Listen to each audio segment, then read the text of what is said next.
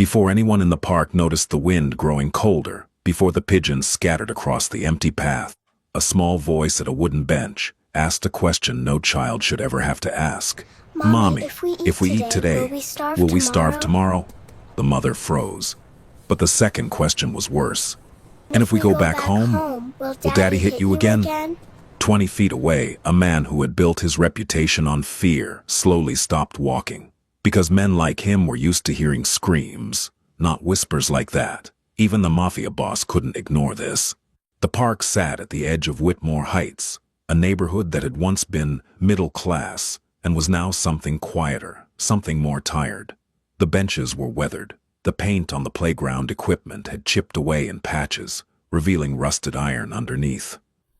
A few oak trees still held their leaves, but most had surrendered them to the October wind, and they lay across the path in damp gold clusters that no one had bothered to sweep.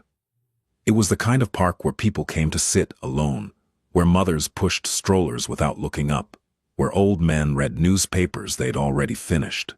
It had a quality of forgetting about it, as if the park itself had been left behind by someone who never came back. Shelby Prewitt had chosen this bench because it was the farthest one from the road. She'd learned over the last 9 days that the farther you sat from the street, the less likely someone was to notice you, and right now, not being noticed was the only form of safety she had left. She was 30 years old. She had brown hair that hadn't been washed in 3 days, tied back with a rubber band she'd found in the pocket of her jacket. Her eyes were the kind of tired that sleep couldn't fix. The kind that comes from weeks of listening for footsteps, months of flinching at sudden sounds, years of holding your breath in your own kitchen, because the wrong word at the wrong time could change the temperature of a room in a single second. Her daughters sat beside her on the bench. Hadley was 7. Ruthie was 5. They wore mismatched jackets. Hadley in a pink zip-up that was too thin for the weather, Ruthie in an oversized gray hoodie that had once belonged to their neighbor's son. Their shoes were clean but scuffed. Their hair had been braided that morning by Shelby's hands, carefully, gently, the way she always did it, even when her fingers were shaking, because that was the thing about Shelby Prewitt. No matter how badly the world, pressed against her, she braided her daughter's hair every morning. She kissed their foreheads. She told them everything would be okay. And then she turned away and counted the money in her pocket and tried not to cry. Today, the money said $11.40. 9 days ago it had been $112. She'd taken what she could grab from the kitchen drawer the night she left. The night Trent had come home at 11:30, with whiskey still wet on his lips and an anger that had no direction until it found her face. He'd hit her before. That part wasn't new, but that night he'd done it in front of the girls. Hadley had screamed. Ruthie had stood frozen in the hallway holding a stuffed rabbit, not blinking, not breathing, just watching, and something inside Shelby had cracked, not broken, cracked, because broken meant you couldn't move. And Shelby had moved. She'd grabbed the emergency bag she kept in the back of the closet, the one with 2 changes of clothes for each girl, her ID, a phone charger, and the small fold of cash she'd been hiding for 3 months. She'd carried Ruthie on her hip and held Hadley's hand and walked out the front door at midnight without shoes on. She hadn't gone back. She hadn't called anyone. Because there was no one to call. Her mother had died when she was 19. Her father had never been in the picture. Trent had spent the last 5 years making sure she had no friends left. No connections. No safety net. That was the architecture of his control. Not just the hitting, but the isolation. The slow removal of every person who might have told her she deserved more. And now she was sitting on a bench in a public park, feeding her daughters gas station rice, pretending this was a picnic. "Is this a restaurant?" Ruthie asked, looking at the styrofoam container with serious eyes. Shelby forced a smile. "It's better than a restaurant. It's a park picnic." Hadley didn't smile. She looked at her mother with the kind of stillness that made Shelby's chest ache. Because Hadley understood more than a 7-year-old should. She understood that picnics didn't happen on cold Tuesday afternoons. She understood that restaurants didn't come in gas station containers. She understood that her mother had been sleeping, sitting up for the last 4 nights because the back seat of the car didn't recline far enough. They ate slowly. Not because they weren't hungry, they were starving, but because both girls had learned, somewhere in the last 9 days, that eating slowly meant the food lasted longer, and lasting longer meant Mommy didn't look so scared. Ruthie chewed a small bite of rice and stared at the pigeons walking along the path. Hadley moved the beans around the container with her fork, arranging them into a little circle like she was building a wall around the last few bites. And then Hadley looked up. "Mommy, if we eat today, will we starve tomorrow?" Shelby's fork stopped. The air between them changed. It became heavier, like the sky had lowered itself a few inches closer to the earth. She opened her mouth to say something. Something comforting, something automatic, something a mother is supposed to say when her child asks a question that belongs in a world no child should live in. But before she could speak, Ruthie asked the second question. "And if we go back home, will Daddy hit you again?" Ruthie didn't say it the way an adult would have. She said it simply, as if she were asking about the weather, as if violence were just another thing that happened, like rain, like cold, like running out of food. And that was what made it unbearable, not the words themselves, but the way Ruthie had already learned to say them without flinching. Shelby pulled both girls closer. She didn't answer. She just held them and pressed her lips against the top of Hadley's head and closed her eyes and tried to keep her breathing steady. 20 feet behind them, Grady Ashworth had stopped walking. Grady didn't sit down right away. He stood near a tree just off the gravel path, his hands in the pockets of his dark coat, his face turned slightly toward the bench where the woman and her daughters were sitting. He was not the kind of man people described with gentle words. He was 6'1", broad across the shoulders, with a jaw that looked like it had been set in concrete. His eyes were gray-green and had the flat quality of a man who had learned, very early in life, not to show what he felt. His hair was dark, cut short, and there was a thin scar along the base of his left ear that most people never noticed. Because most people didn't look at Grady Ashworth long enough to see it. He ran an organization that operated across 3 counties. He employed over 200 men. He had lawyers on retainer, judges who returned his calls, and a reputation that preceded him the way thunder precedes lightning. By the time you heard it, something had already struck. But Grady had not always been this. Once, he had been a boy named Grady who hid behind a couch while his father broke things. Once, he had been a child who knew what it meant to eat slowly because there wasn't enough. Once, he had been 7 years old, standing in the doorway of a kitchen in Decatur, Georgia, watching his mother hold a bag of frozen peas against her own face and whisper, "Don't tell anyone, baby. We're fine." He had not thought about that kitchen in years. But standing in this park, listening to a 5-year-old ask her mother whether her father would hit her again, the memory came back with a force that nearly took his breath. He stood there for a long time. He watched the woman pull her daughters close. He watched the way her shoulders curved inward as if she were trying to make herself small enough to disappear. He watched the way the older girl kept looking around the park, not the way children look at things, with wonder or curiosity, but the way soldiers look at things, scanning, calculating, watching for danger, and Grady recognized that look because he had worn it himself. He reached into his coat pocket and pulled out his phone. He texted one word to a man named Sullivan, who had worked with him for 12 years and never once asked a question that wasn't necessary. "Stay close." Then he put the phone away, and he sat down on a bench across the path. Shelby saw him. She noticed him the way she noticed every man now, with the quick, involuntary scan of a woman who had been trained by violence to assess threat in a single glance. His size, his posture, the way he sat with his arms resting on his knees, looking straight ahead. She pulled the girls a fraction closer, but the man didn't look at her. He didn't speak. He sat on his bench, like a man who had been there for hours, watching the pigeons, watching the leaves, And so Shelby turned her attention back to the only thing that mattered. "Listen to me," she whispered to her daughters. "We are going to be okay. Do you hear me?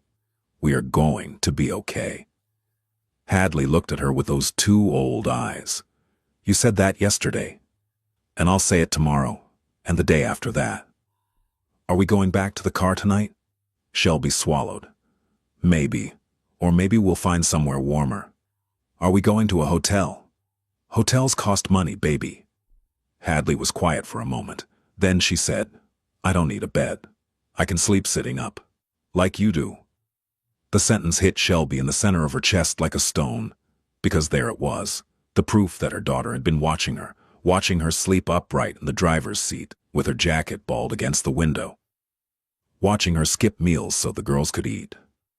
Watching her pretend, every single hour of every single day, that she was not terrified. "You shouldn't have to sleep sitting up," Shelby said softly. That's not your job." "It's not your job either," Hadley said. And Shelby had no answer for that. Grady heard most of it, not because he was trying to listen, but because the wind carried sound in this park, the way rivers carry leaves, effortlessly, without permission, and what the wind brought him was a conversation that made him grip the edge of the bench until his knuckles whitened. He heard the mother say they might sleep in the car again. He heard the older girl say she could sleep sitting up. He heard the younger one ask about going home and whether her father would hit her mother again. And something in Grady Ashworth shifted. It wasn't dramatic. It wasn't a transformation. It was more like a door opening in a hallway he'd walled off years ago. A hallway where a boy still hid behind a couch and a mother still whispered, "We're fine." His mother's name had been Colleen. She had worked 2 jobs, a diner in the morning and a cleaning service at night. She had kept Grady fed when there was no reason he should have been. She had taken every blow his father threw and absorbed it into her body like a sponge soaking up rain, and she had never once raised her voice in front of her son. She had died when Grady was 14, not from the beatings, from exhaustion, from a body that had simply been asked to endure too much for too long. He had never forgiven himself for not being old enough to protect her. He stood up from the bench. Shelby felt his approach before she saw it, the change in the air, the sound of footsteps on gravel. She turned, and the man in the dark coat was standing 6 feet away, his hands visible at his sides, his posture deliberately non-threatening. "I'm not going to bother you," he said. His voice was low, calm, and had the kind of control that came not from gentleness, but from discipline. "I just want to ask you something." Shelby's arms tightened around her girls. "We're fine." The words left her mouth before she could stop them, and the moment they did, she heard her own lie. The same lie every woman in her situation has told 1,000 times. The lie that has been passed down like an heirloom of survival. The lie that means, "Please don't look too closely, because if you do, I might fall apart." Grady didn't react to the lie. He'd heard it before. From his own mother, in the same voice. "Your girls look cold," he said. "They're fine. The little one's jacket is too big. She keeps pulling the sleeves up so her hands can hold the fork." Shelby blinked. She hadn't noticed that. But Ruthie was, in fact, struggling with the sleeves of the oversized hoodie, pushing them back every few seconds so she could eat. "There's a diner 2 blocks east of here," Grady said. "Callahan's. They serve hot food. Real food. I'd like to buy your girls a meal." "We don't need—" "I know you don't need it. I'm asking if you'll accept it." The distinction mattered. Shelby heard it. The difference between someone telling you what you need and someone asking what you'll allow. It was a language she hadn't heard in 5 years. "Why?" she asked. Grady looked at the 2 girls on the bench. Hadley was staring at him with that same scanning expression, cautious, measuring, ready to move. Ruthie was looking at a pigeon. "Because I asked my mother the same kind of question once," Grady said. And nobody stopped. The silence that followed was the kind that changes the direction of a conversation. It was the kind that tells you something true has been said, not performed, not rehearsed, but pulled from a place that doesn't open easily. Shelby studied his face. She had become an expert in reading men, in reading the difference between the ones who offered help and the ones who offered conditions, in reading mouths for cruelty and eyes for danger. She didn't find either in his face. She found something worse. She found recognition. "Okay," she whispered. Callahan's diner sat on the corner of Whitmore and 7th, a small brick building with foggy windows and a bell above the door that rang when you walked in. The kind of place where the waitress called everyone "Hon," and the coffee was always hot and slightly too strong. Grady walked ahead of them. Not beside them, not behind them. Ahead. Creating space, making it clear that the woman and her children were choosing to follow, not being led. When they entered, the waitress looked up from behind the counter. She saw Grady first, and her face changed the way faces do when someone powerful enters a room. Not fear exactly, but awareness. A slight adjustment. "Booth in the back," Grady said. The waitress nodded and led them to a corner booth with red vinyl seats and a window that looked out onto the parking lot. Shelby sat with the girls on one side. Grady sat across from them. Ruthie stared at the laminated menu with wide eyes. "Mommy, they have pancakes." "You can have pancakes," Shelby said softly. "And eggs." "And eggs." Hadley didn't look at the menu. She looked at Grady. "Are you going to hurt us?" The question hung in the air, like a bird frozen mid-flight. Shelby immediately reached for Hadley's arm, but Grady held up one hand, gently, barely a gesture, and looked the 7-year-old in the eyes. "No," he said. "I'm not going to hurt you. I'm not going to hurt your mother, and if you don't want to stay, you can walk out that door right now and I won't follow." Hadley held his gaze for a long moment. Then she looked at Shelby. Shelby gave a small nod. Hadley picked up the menu. They ordered pancakes and eggs for Ruthie, a grilled cheese with tomato soup for Hadley, a club sandwich for Shelby that she ordered only because Grady said, "You should eat too."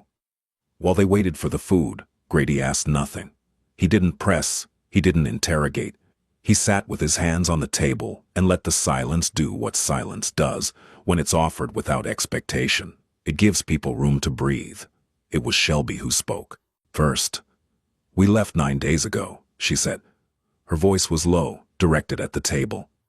"My husband, he was... You don't have to explain." "I want to, because I need someone to know." She paused. "He hit me for 5 years. I stayed because I thought I could control it. I thought if I was careful enough, quiet enough, good enough, I could keep it from reaching the girls. But he hit me in front of them. And Ruthie, she just stood there. She didn't cry. She didn't move. She just stood there holding her rabbit, and I knew that if I stayed one more night, she would grow up thinking that was normal." Grady said nothing, but his jaw tightened, and his right hand, resting on the table, slowly closed into a fist. "I took what I could," Shelby continued. "Cash from the kitchen drawer, a bag I'd packed. I drove for 6 hours. Ended up here. I don't know anyone in this city.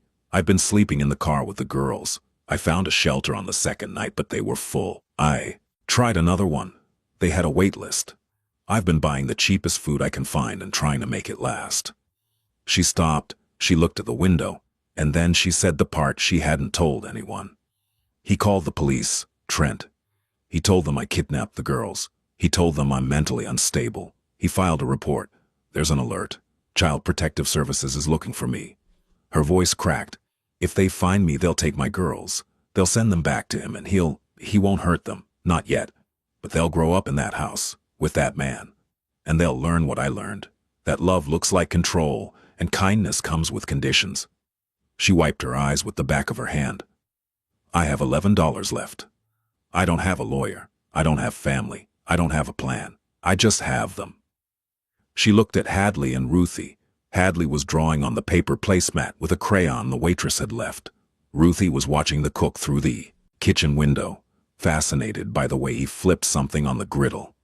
"They're everything," Shelby whispered. Grady looked at those 2 girls. He looked at the way Hadley drew a house on the placemat. 4 walls, a triangle roof, 2 windows, a door, no father in the picture, just 3 stick figures, a tall one and 2 small ones. And something in Grady Ashworth made a decision. Not the kind of decision he made in boardrooms or back offices. Not the kind that involved leverage or territory or money. The kind that came from the hallway he'd walled off. The kind that came from a 14-year-old boy who had stood beside his mother's hospital bed and promised himself that if he ever had the power to protect someone, he would not look away. He pulled out his phone and made a call. Sullivan, I need 2 things. A room at the Westin. Clean. Quiet. Long-term. Under a name I'll give you, and I need Margaret Calloway's number. He hung up. Shelby stared at him. Who's Margaret Calloway? She's a family attorney, one of the best in the state. She handles cases like yours, custody disputes, protective orders, abuse documentation. She doesn't lose. I can't afford. She's on retainer. Whose retainer? Mine. Shelby shook her head. I can't take that. I don't even know your name. Grady, and you're not taking anything. I'm placing a phone call. The decision to accept what comes from it is entirely yours. The food arrived. Ruthie's eyes went wide when the pancakes were set in front of her. A short stack with butter and syrup on the side, steam curling off the top like a small warm prayer. Mommy, Ruthie said, these are the biggest pancakes I've ever seen. Eat them slow, baby. I don't want to eat slow anymore. Ruthie looked at Shelby with her enormous brown eyes. I want to eat like a normal kid. Shelby pressed her lips together and looked away. Grady watched the mother fight to hold herself together in front of her daughters, and he recognized that fight. He had watched his own mother fight it every night at the dinner table, smiling through a swollen lip, laughing through a bruised rib, pretending the world was safe while her body told a different story. Hadley ate her grilled cheese carefully, tearing it into 4 equal pieces before eating the first one. She dipped each piece into the tomato soup and chewed with a seriousness that made her look twice her age. Shelby ate half her sandwich and wrapped the rest in a napkin. A habit, a survival instinct. Save what you can for later because later is never guaranteed. Grady noticed. He didn't comment, but when the waitress came back, he ordered a second meal to go. For later, he said, looking at Shelby, in case they're hungry tonight. She didn't argue. When the meal was finished, Grady's phone buzzed. Sullivan had secured a suite at the Westin Arms, not the kind of place that asked questions. Clean rooms, key card access, a small kitchen, and a door that locked from the inside.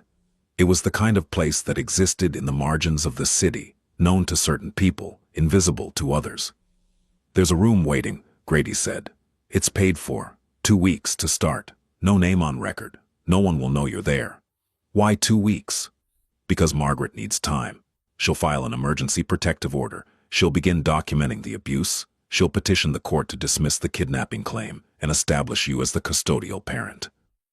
2 weeks is what she needs to build the foundation. Shelby's hands were trembling, not from fear this time, but from something she hadn't felt in years.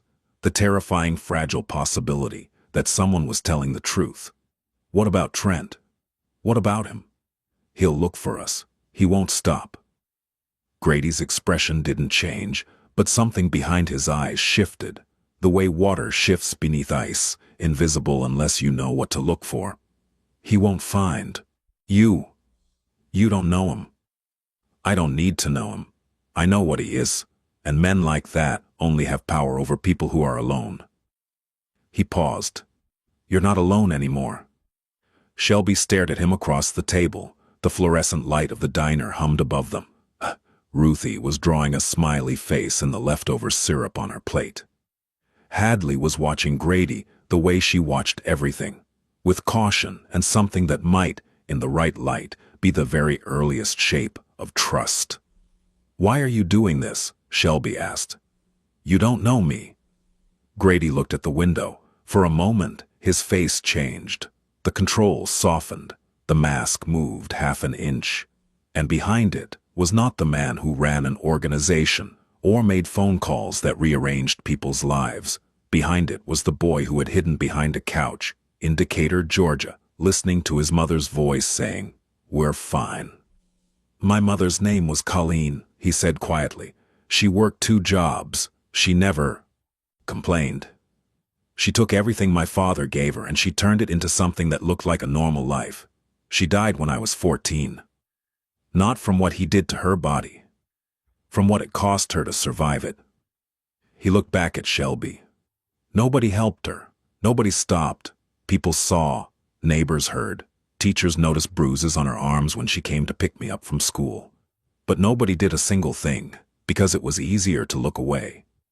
His voice was steady, but something underneath it was not. I'm not looking away. The room at the Weston Arms was on the 4th floor.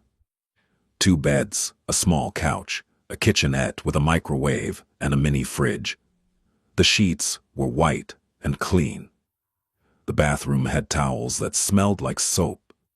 There was a lock on the door, a deadbolt, and when Shelby turned it, the sound of the latch sliding into place was the loudest, the most beautiful sound she had heard in 9 days.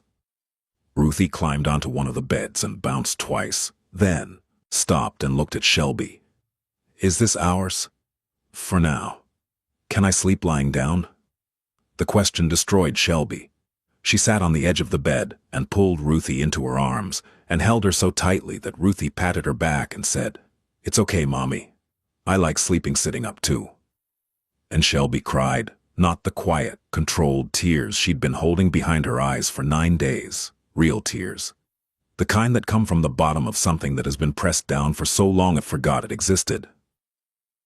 She cried with her face in her daughter's hair and her arms around both girls, and she cried until her body had nothing left to give. Hadley held her mother's hand through it. She didn't speak. She just held on.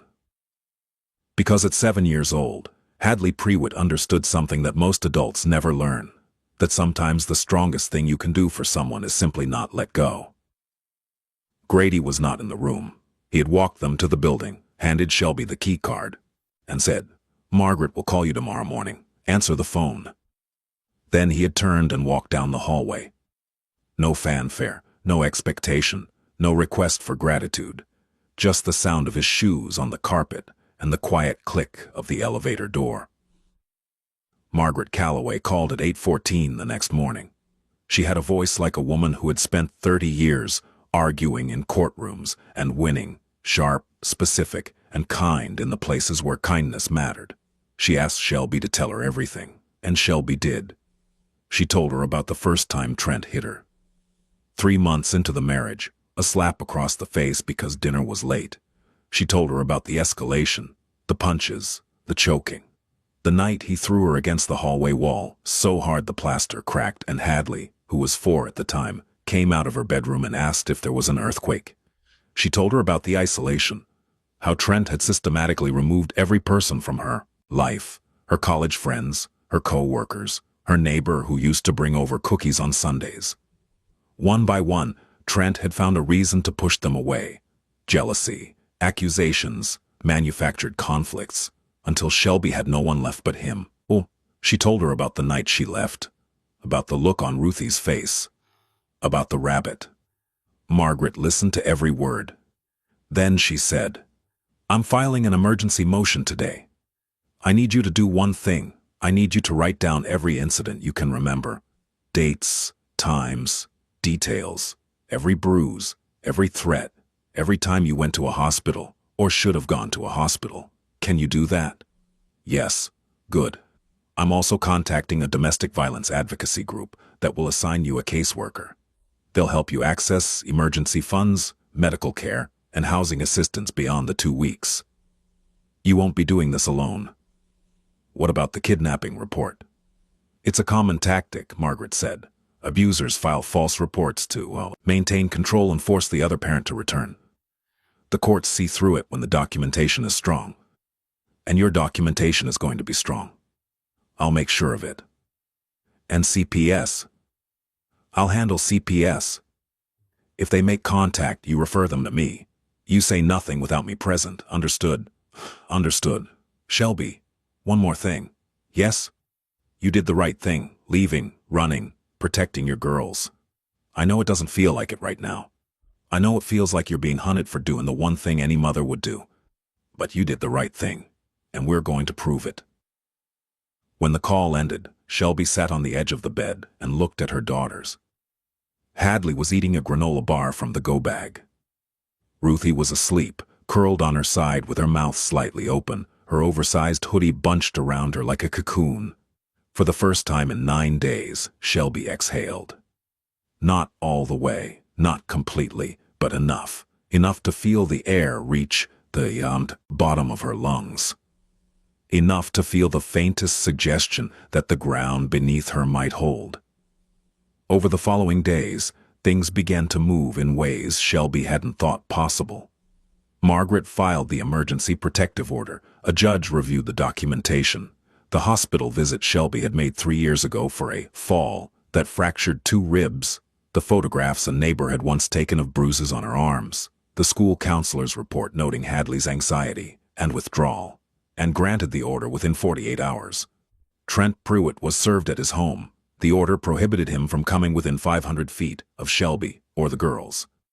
The kidnapping report was flagged for investigation, and when detectives reviewed the timeline, the midnight departure, the lack of any prior custody dispute, the hospital records, the counselor's notes, they quietly moved the case to the bottom of the pile and opened a new file, one with Trent's name on it. Margaret arranged a meeting with CPS. She sat beside Shelby in a small conference room while a caseworker named Dennis reviewed the documentation. Dennis was a quiet man, with reading glasses and a folder full of forms. He looked at the evidence. He looked at Shelby. He looked at the 2 girls sitting in the waiting room outside, drawing with crayons on the backs of old intake forms. "Mrs. Pruitt," he said, "based on what I've reviewed, I see no indication that these children are at risk in your care. I see every indication that they were at risk in the home they left." He closed the folder. "The alert has been rescinded." Shelby put her hands over her face and sobbed. Grady did not visit the Weston Arms. He did not call Shelby. He did not insert himself into the process Margaret was managing. He understood, perhaps better than anyone, that protection did not mean presence. That sometimes the most powerful thing you could do for someone was to set the machinery in motion and then step back. But he kept watch. Sullivan reported to him daily. The room was secure. The woman and her children were safe. Margaret's filings were progressing. The husband had been served and had reportedly thrown a chair through his kitchen window when he read the order. Grady received that last piece of information without expression. Then he made another call. This one was shorter, and the man on the other end understood without being told explicitly that Trent Pruitt's name had been noted, that certain boundaries had been drawn, and that crossing them would be inadvisable in ways that no legal document could adequately describe. It was not a threat. Grady didn't make threats. Threats were for men who needed to announce their power. Grady simply made sure that the appropriate people understood the situation, and the situation understood itself. 2 weeks after the night in the park, Shelby and the girls moved into a small apartment on the west side of the city. It was a 1-bedroom with a window that looked out onto a courtyard with a single maple tree. The rent was covered for 6 months through an emergency assistance fund Margaret had connected her to. A domestic violence organization had provided furniture, a bed, a couch, a small table with 3 chairs. A volunteer had dropped off a box of kitchen supplies, a bag of groceries, and a stuffed bear for Ruthie that was almost as big as she was. Hadley walked into the apartment and stood in the center of the living room and turned in a slow circle, looking at everything. "Is this ours?" she asked. "Yes," Shelby said. "For real?" "For real." Hadley looked at the door, at the lock, at the deadbolt. "Can we lock it?" "We can always lock it." Hadley walked to the door and turned the deadbolt herself. She stood there for a moment with her hand on the metal, feeling the weight of it, the solidity. Then she turned around and, for the first time in weeks, she smiled. Not the cautious, managed smile of a child who knows better. A real smile. The kind that starts at the mouth and travels to the eyes, and doesn't stop until it reaches somewhere deep inside the chest, where trust lives, or where trust begins to rebuild. Ruthie found her room, or their room, the single bedroom that would hold 2 small beds once they arrived. and declared it the biggest room in the whole world, even though it was barely 12 feet across. "Can I put stickers on the wall?" Ruthie asked. "You can put anything you want on the wall." Ruthie looked at Shelby with an expression of pure, uncomplicated joy. The kind of joy that only exists in children who have been given something so simple and so enormous that they don't yet have the language to name it. Safety. That was the word. But Ruthie didn't know it yet. She just knew that the door locked and the bed was soft, and her mother was sitting on the couch without looking over her shoulder. 3 months later, on a January afternoon, so cold the windows of Callahan's diner had fogged over from the inside, Shelby walked through the door with both girls. They were dressed warmly now. Proper jackets, proper shoes. Hadley had a purple backpack slung over one shoulder. She'd started 2nd grade at a school 3 blocks from the apartment. Ruthie had a drawing rolled up in her hand, the edges curling from being carried too tightly. The diner was the same. The bell rang. The waitress said, "Hun." The coffee was too strong. They sat in the same booth. Red vinyl. Window to the parking lot. Shelby ordered pancakes for Ruthie. Grilled cheese and tomato soup for Hadley. A club sandwich for herself that she ate all of, this time, without wrapping the second half in a napkin. Hadley looked up from her soup.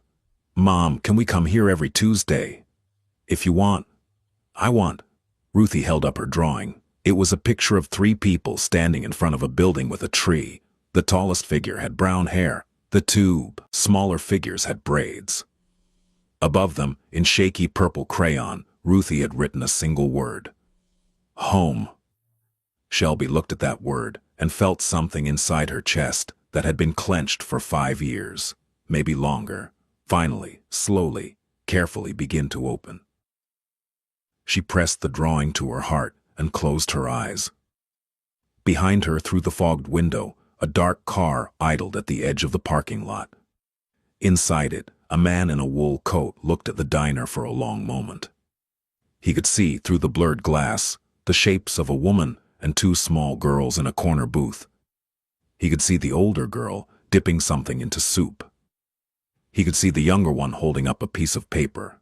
He couldn't see what the paper said, but something about the way the mother held it against her chest told him everything he needed to know. Grady Ashworth put the car in drive. And for the first time in 20 years, the boy behind the wall, the one who had hidden behind the couch, who had listened to his mother whisper, "We're fine," who had promised himself he would never look away, finally felt the weight of that promise lift. Not because the world had changed, but because in one small corner of it, he hadn't looked away. He drove into the gray winter light and did not look back. Because looking back was for people who doubted what they'd done, and Grady had no doubts. Not about this. The bell above the diner door rang again as someone walked in. Cold air swept across the floor. Ruthie looked up from her pancakes and smiled at no one in particular. And somewhere in a small apartment on the west side of the city, a deadbolt waited faithfully in its locked position, holding the door shut against a world that had once been too dangerous to live in. But not anymore, not for them, not today.